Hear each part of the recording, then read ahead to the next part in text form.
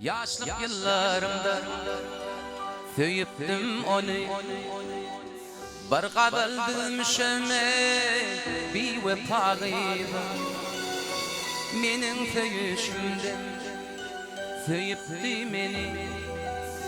Bir kabildim şeme bir vefalıydı.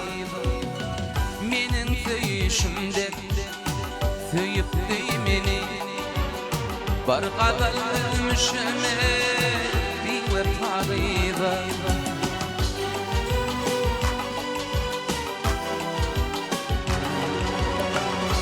Mayil ettiler kara gözleri, alma yanaklarla şirin sözleri. Denemedim onu özgü kıyılara. Bir kadaldım şeme bir vefalıydı. Denemedim onu özgü kıyılara. Bir kadaldım şeme bir vefalıydı.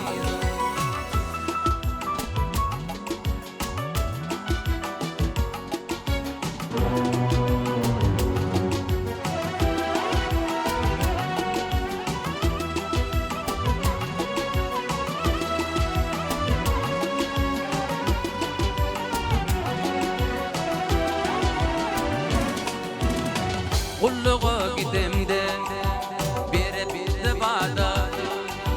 Gidenimden sonra ley salmadı yada. Söyüzün çalışan kalın abada. Bir kadaldım şeme bir vefalıydı. Söyüzün çalışan kalın abada. Bir kadaldım şeme bir vefalıydı.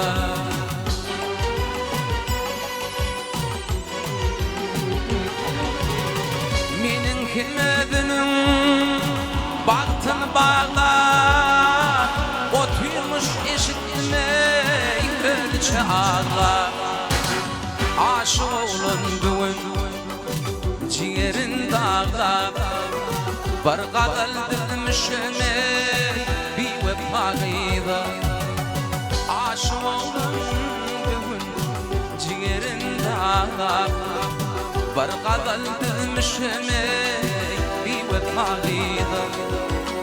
Bir kadaldım şeme bir vefalıydı. Bir kadaldım şeme bir vefalıydı.